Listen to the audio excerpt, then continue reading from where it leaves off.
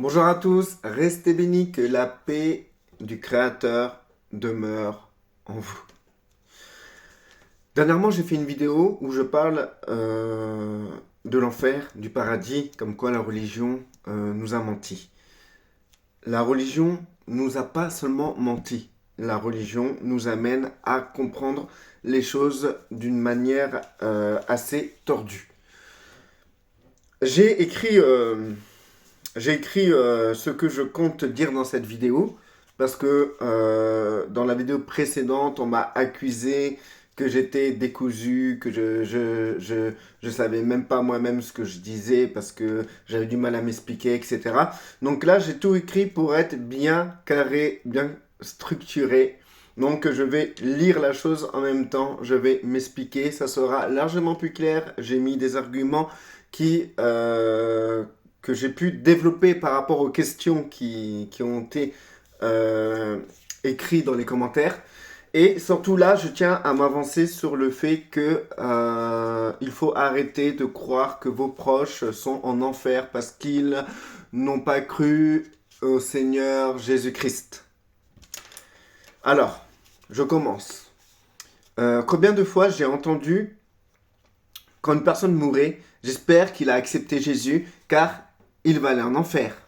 J'espère qu'il a accepté Jésus parce que sinon, il n'est pas sauvé. Pourtant, cette personne a recherché le bien dans sa vie. Il n'a pas violé de femme ni d'enfant. C'était une personne douce et bienveillante, une mère ou un père qui a donné sa vie pour que leur enfant ne manque de rien. Un collègue ou une collègue toujours souriant ou souriante, qui s'appliquait dans son travail. Une personne qui pensait aux plus démunis. Une personne ordinaire avec des principes et une éthique. Quand une personne dit, quand un chrétien dit il ne sera pas sauvé s'il ne croit pas en Jésus-Christ, ça ne veut pas dire qu'il va aller en enfer. Mais par contre, il n'héritera pas le royaume des cieux, car il faut être en Jésus-Christ pour hériter du royaume des cieux. Mais une personne qui meurt, ira là où il aura développé les choses par rapport au bien et au mal dans la matière. C'est-à-dire que quand quelqu'un meurt dans le monde astral, dans le monde spirituel, eh ben, il ira dans un endroit qui sera au niveau de vibration dans lequel il a pu se développer. Je vais m'expliquer, soyez patient. Bien sûr, comme tout le monde, et surtout comme le plus grand des chrétiens, la personne avait des défauts qu'elle a essayé de réparer. Mais pourtant, le chrétien dira, oui, c'était une personne bien, mais malheureusement, elle n'a pas accepté Jésus. Sa destination, c'est l'enfer. Satan lui-même serait plus clément envers une personne comme ça. Mais quel Dieu les chrétiens prient-ils? De quel esprit sommes-nous animés pour croire qu'une personne qui a essayé de faire de son mieux pour être dans le bien finira éternellement dans un lac de feu, souffrant pour l'éternité? C'est un manque de connaissance. Je suis passé par cette compréhension aussi. Oui, j'ai été un peu religieux dans le monde évangélique. Je tiens à vous dire franchement que les évangéliques pensent être les seuls à être sauvés et que toutes les autres personnes au dehors d'eux vont cramer en enfer. Que tous les autres, les cathos, les musulmans, les bouddhistes, les esséniens, et j'en passe, sont les religions de Satan. Or, ces religions peuvent t'élever dans le bien, ce qui est important, d'être élevé dans le bien. Parce que, au dehors de Jésus, il y a l'arbre de la connaissance du bien et du mal. Et sur Terre, nous avons la possibilité de développer soit le bien qui est en nous, ou soit le mal qui est en nous. Et lorsque nous mourrons, nous irons dans des lieux qui correspondra au bien qu'on aura développé ou au mal qu'on aura, dans lequel on sera identifié. Alors, je faisais tout pour que les gens acceptent Jésus, car je croyais totalement que s'ils ne l'acceptaient pas, c'était l'enfer pour eux. Donc ma mission était de sortir les gens de l'enfer. Ma vision du spirituel était limitée à ça. À chaque fois que je voyais une personne, même si la personne a été mieux que moi, dans le bien, dans l'éthique, dans le bien, la personne se comportait mieux que moi, bah moi, je suis chrétien, moi j'ai accepté Jésus-Christ, je sais que je serai sauvé. Mais la personne là, même si elle se comporte mieux que moi, même si elle a une meilleure éthique que moi, même si elle a mieux travaillé le bien qui était en elle que moi, eh ben elle irait en enfer parce qu'elle n'a pas Jésus. Vous voyez le raisonnement, comment il est décalé. Alors, combien de personnes croient qu'ils ont un de leurs proches en enfer, car ils n'ont pas voulu de leur proposition d'adhérer à Jésus? C'est une croyance terrible. Imagine-toi les parents qui perdent leur enfant devenu adulte, qui n'ont jamais voulu être chrétiens. Ces parents-là, imaginez-vous, vous êtes parents, et il y a des gens, ils ont vécu ça d'ailleurs, et peut-être des personnes qui m'écoutent ont vécu ça, je vous rassure, votre enfant n'est pas en enfer. Surtout si votre enfant a cultivé le bien qui est en lui, et que votre enfant n'était pas dans le mal. Il n'y a aucune raison qu'il soit en enfer. Mais je vais vous expliquer c'est quoi le paradis et c'est quoi le royaume des cieux et l'enfer, c'est 3 lieux différents. Donc du coup, des parents, ils voient leur enfant grandir, ils ont toujours voulu qu'ils aillent à l'église ou qu'ils soient chrétiens, etc. Combien de personnes à qui j'ai parlé, qu'ils ont des enfants adultes et des petits-enfants, et qui me disent comme ça, oui, mes enfants ne croient pas en Christ, j'essaie de leur parler, de les ramener à l'église, etc. Ça marche pas. Et ces personnes-là, genre, s'ils perdent un de leurs enfants, ils vont croire que leur enfant est en enfer parce qu'ils n'ont pas accepté Jésus-Christ. Mais c'est terrible comme pensée. Mais c'est terrible, c'est terrifiant comme pensée. Alors, des femmes veuves qui croient que leur mari est en enfer, car ils ont rejeté le pasteur Michel, qui a été invité par leur propre femme, afin d'être évangélisé. Combien de femmes mettent la pression à leur mari pour qu'ils acceptent Jésus-Christ parce qu'elles ont peur que leur mari aille en enfer. Donc, elle les saoule. Je connais même des personnes qui manipulaient leur mari, en mettant des versets un peu partout, dans les toilettes, etc., dans l'idée que d'un coup, leur mari, leur intelligence s'ouvre à Jésus et ils disent « Oh, je crois en Jésus, je vais être sauvé ». Imaginez-vous les versets que ces femmes devaient mettre pour faire peur à leur mari, pour qu'ils comprennent qu'ils doivent absolument accepter Jésus-Christ, sinon ils vont en enfer. Imaginez-vous les conflits dans les couples que cela peut créer. Imaginez-vous quand tu as une personne que t'aimes, elle te regarde, mais dans son regard, elle se dit « Ouais, toi, tu vas en enfer. Tu vas aller en enfer. Je suis triste pour toi parce que tu vas aller en enfer. » La personne que t'aimes, qui est en face de toi, elle croit que tu vas en enfer. C'est terrible comme pensée. C'est terrible.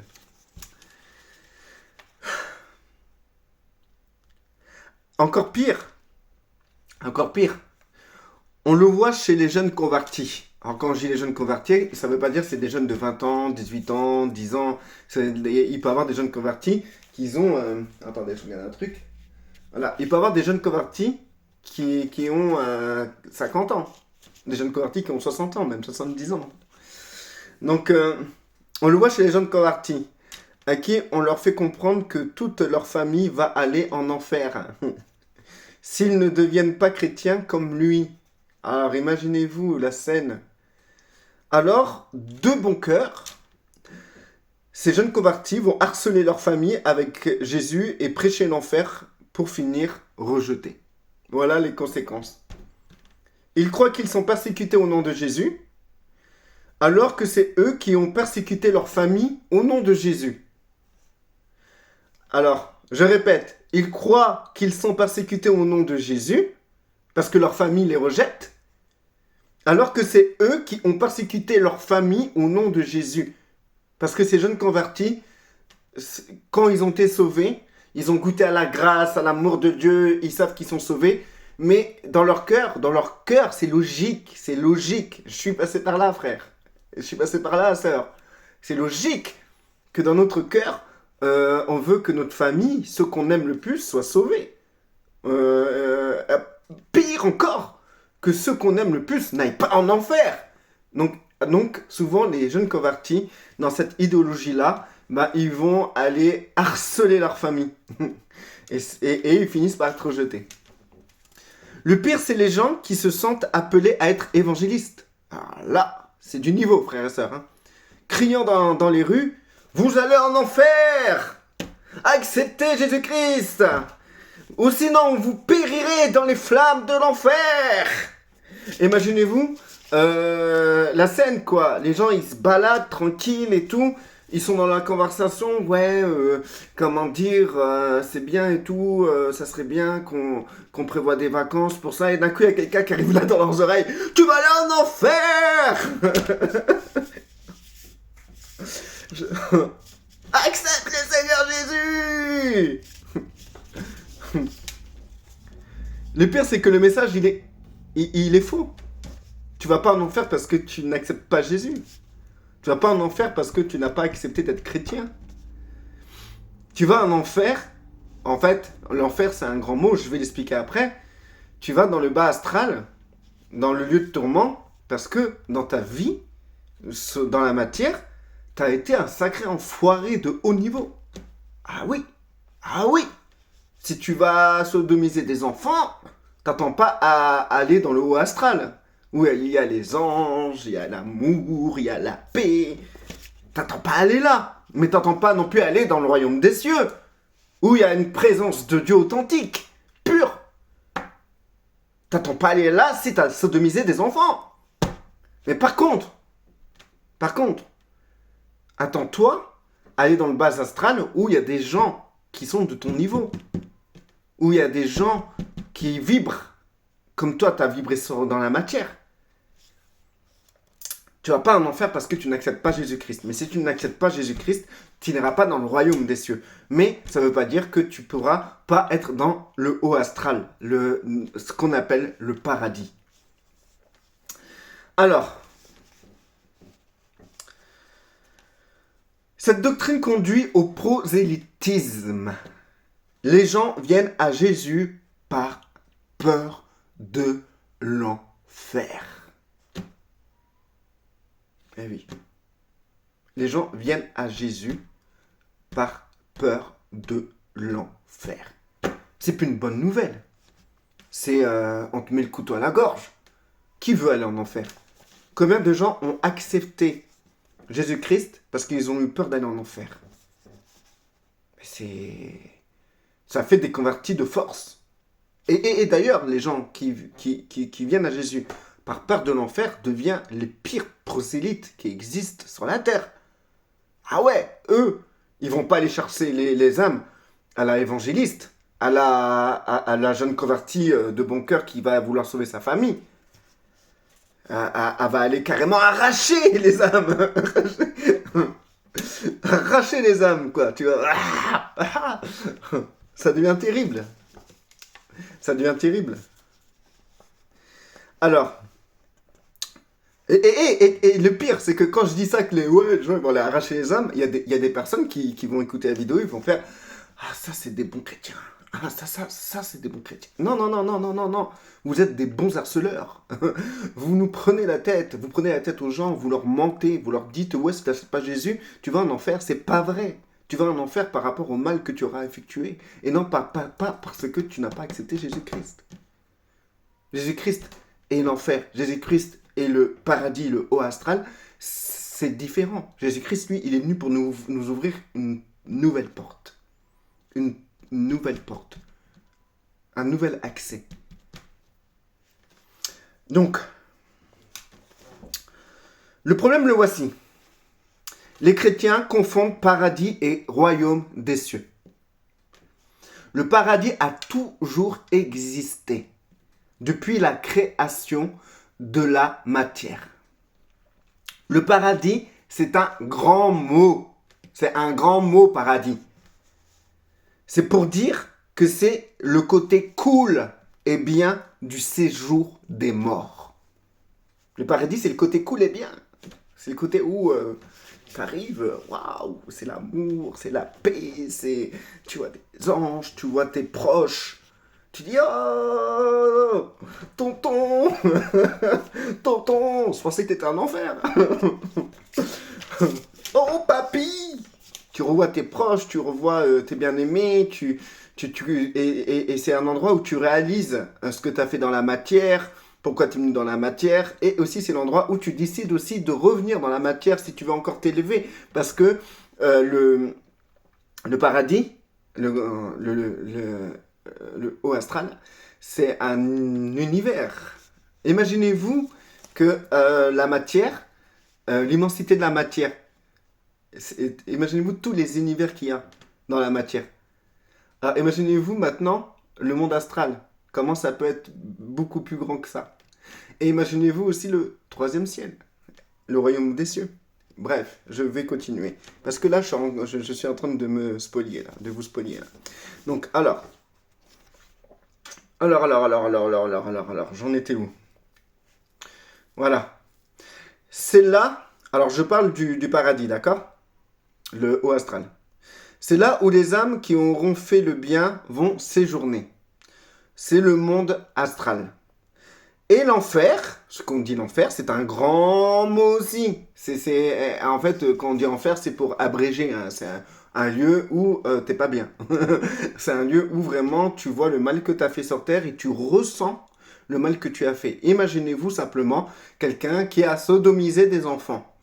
Et bien cette personne-là, quand il va mourir, il va voir la vie qu'il a pu mener dans la matière et il verra le mal qu'il a fait à ses enfants et il sentira fois 1000 ce que les enfants ont ressenti.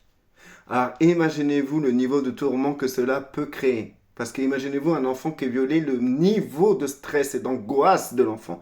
Alors ce niveau de stress et d'angoisse de l'enfant, vous le multipliez par fois 1000, c'est ce que la personne va ressentir.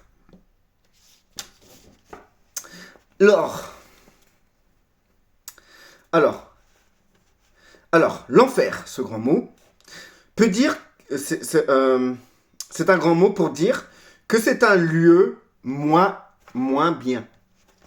C'est dans le monde astral au plus bas. C'est là où les âmes sont tourmentées face à leurs actions néfastes et malsaines. Ce n'est pas une punition divine. Ton âme va au niveau vibratoire de ces mondes qui lui correspond. Si tu as aimé ton prochain, tu as choisi de rechercher la lumière. Attends, je me reprends. Si tu as aimé ton prochain, tu as choisi de rechercher la lumière. Tu as lutté pour être dans le bien. Spirituellement, tu vas vibrer dans une fréquence qui sera haute. Et tu vas être dans le côté bien du monde astral. Le paradis, quoi. Si tu as fait beaucoup de mal, tu as été haineux, mauvais, méchant, et que tu as cultivé le mal en toi, ta vibration sera très basse. Et tu seras dans le bas astral, où tu verras des entités malsaines qui ont le même niveau de vibration que toi. Un exemple, un simple exemple. Aujourd'hui, dans la société, quand tu vas au travail, tu rencontres des gens qui sont à peu près comme toi. Après, tu as d'autres lieux, comme genre d'autres travails, si tu es un ouvrier, bah tu verras, ça sera une ambiance ouvrière, etc. Tu vois, c'est ton niveau, quoi. Hein. Maintenant, si en tant que niveau ouvrier, et on te met dans un monde genre où il n'y a que des avocats, tu vas être perdu.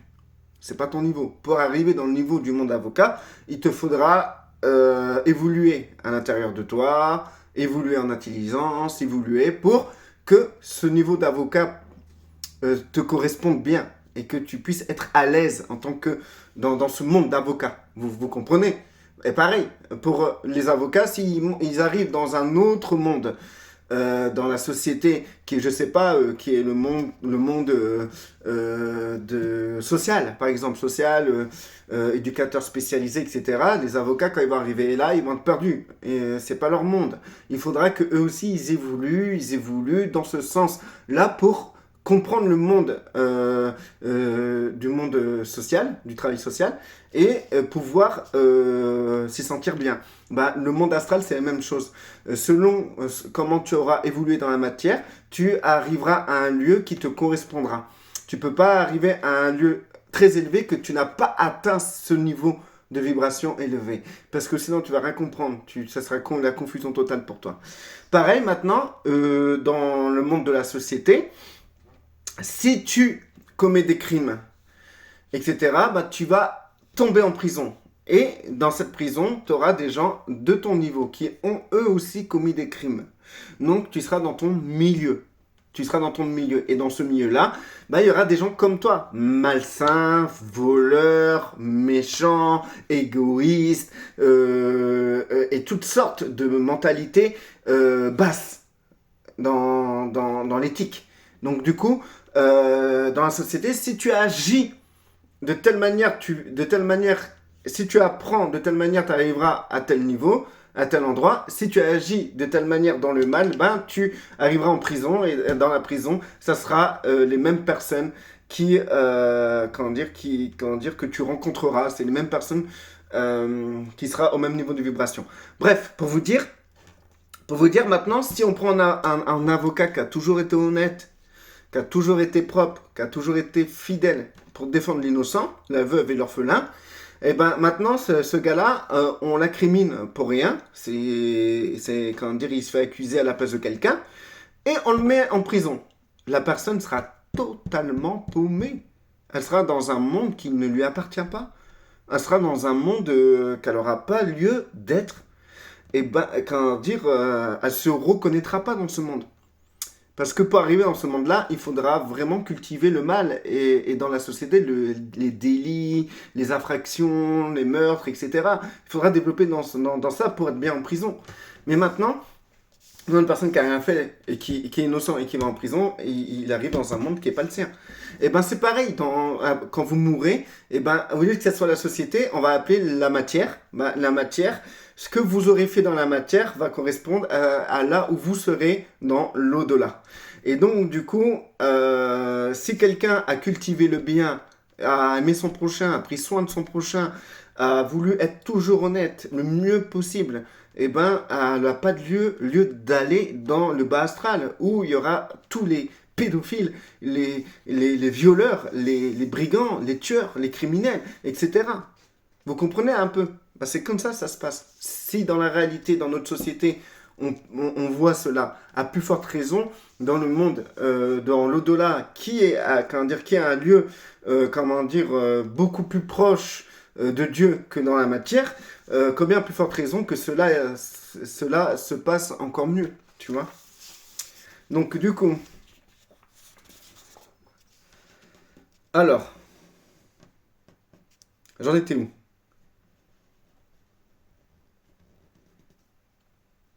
Voilà. Alors ça, c'est ce que je dis précédemment, c'est le cheminement classique. C'est ce qui a existé depuis la création du monde. Ce truc-là, si tu crois pas en Jésus, tu vas en enfer, ça tient pas debout. Du fait que Jésus, il est venu il y a 2000 ans. Et que les êtres humains ont existé bien longtemps avant. Voilà. Donc du coup... Attendez. Alors, ce que propose Jésus n'a pas de sens si on ne comprend pas que cette étape-là est liée à l'arbre de la connaissance du bien et du mal. Donc, tout tourne autour du bien et du mal. Donc, il est normal que si nous sommes... Attendez, je pense que la caméra a déconne un peu. Ça a du mal à stabiliser. Bon, c'est pas grave. Donc du coup, tout tourne autour du bien et du mal, tout simplement parce que nous sommes, au dehors de Jésus, le processus de l'arbre de la connaissance du bien et du mal, c'est un processus qui évalue le bien qui est en toi et le mal qui est en toi. C'est logique. Et quand tu meurs, eh ben, c'est selon la connaissance du bien que tu auras, eh ben, tu seras dans tel lieu. Et selon la connaissance du mal que tu auras acquis, eh ben, tu iras dans tel lieu dans le bas astral. Alors, Jésus propose un troisième lieu. C'est là où il faut comprendre ce que Jésus est venu accomplir. Donc, le troisième lieu, c'est le royaume des cieux. Et ça, c'est un autre endroit. C'est un niveau de vibration beaucoup plus élevé. Il est le seul à avoir réussi à y parvenir. C'est pour cela qu'il a dit « Je suis le chemin, la réalité ». Donc, dans des versions de la Bible, on dit la vérité, mais c'est la réalité et la vie.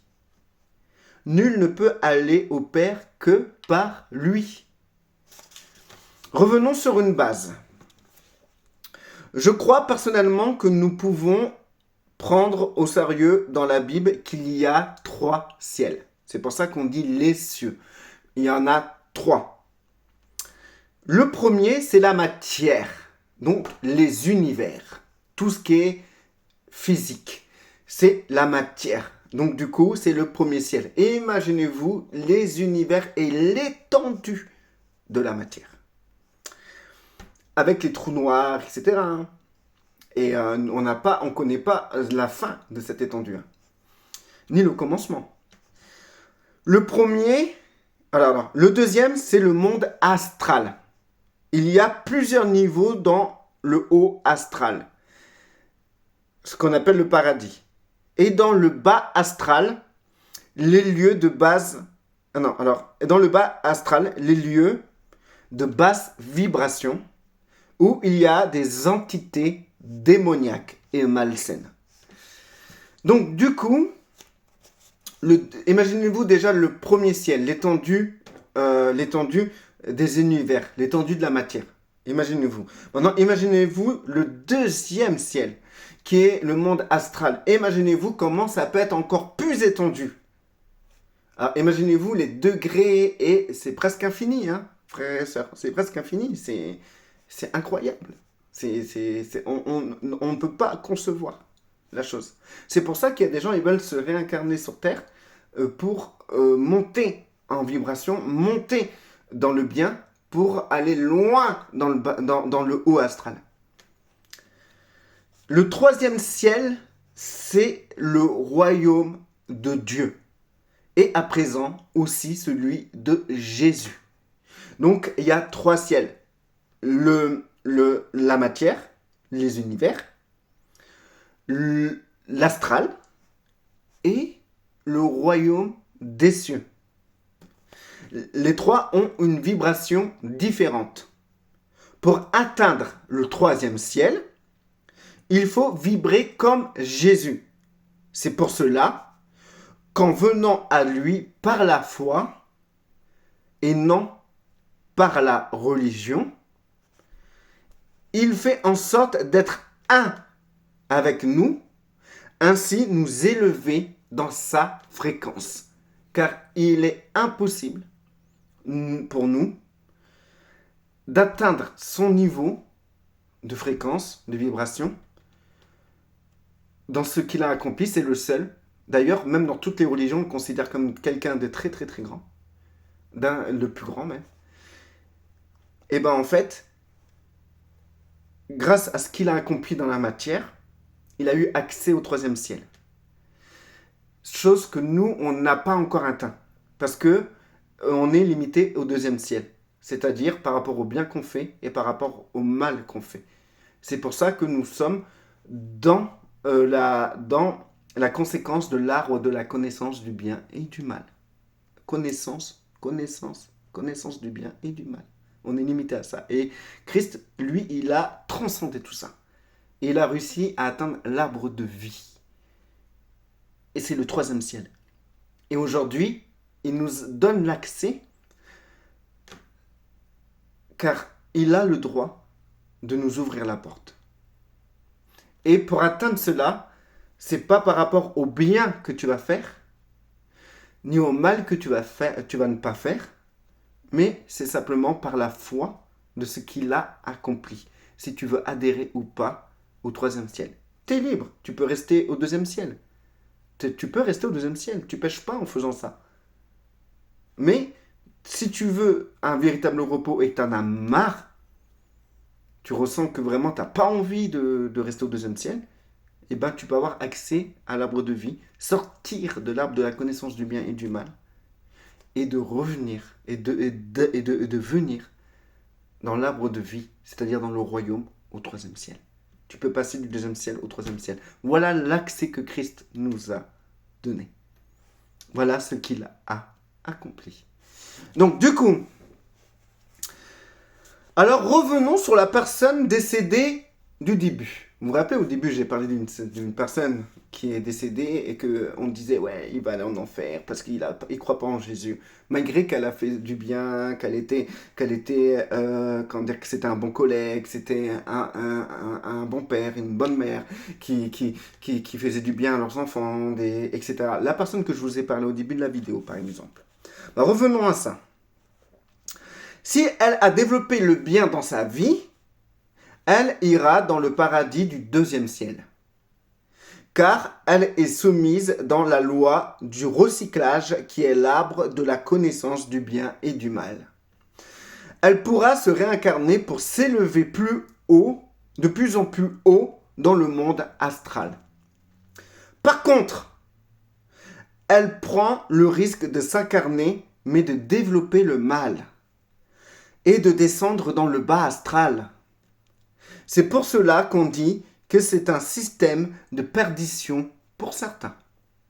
Parce que ça se peut qu'une personne, elle arrive, elle a fait bien dans la matière, et hop, elle arrive à un bon niveau astral, dans l'au-delà, et d'un coup, elle se dit, mais j'ai envie de me grimper encore plus loin, parce que c'est limité, tu peux aller loin.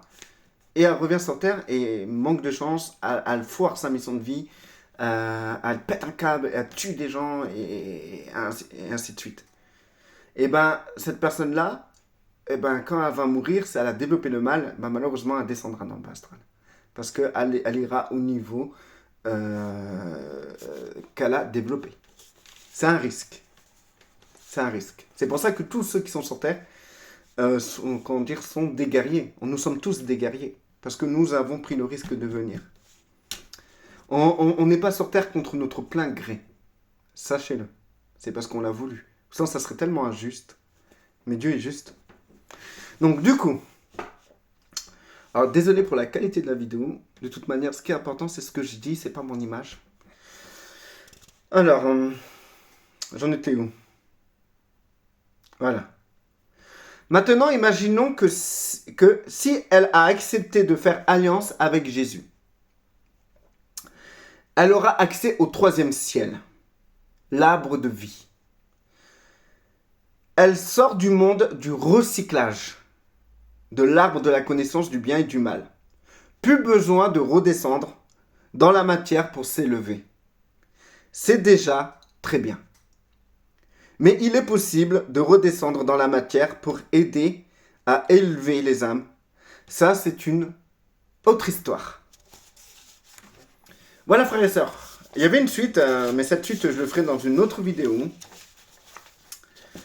C'est assez intéressant. Je vous invite, frères et sœurs, à commenter. Et si vous n'êtes pas d'accord, il n'y a aucun souci. Je ne suis pas là pour créer des prosélytes. Et du coup, je ne suis pas là pour créer une nouvelle religion. Et je ne suis le gourou de personne. Mais par contre, je suis ouvert au débat. Je suis ouvert à toute discussion. Dans le respect, bien sûr.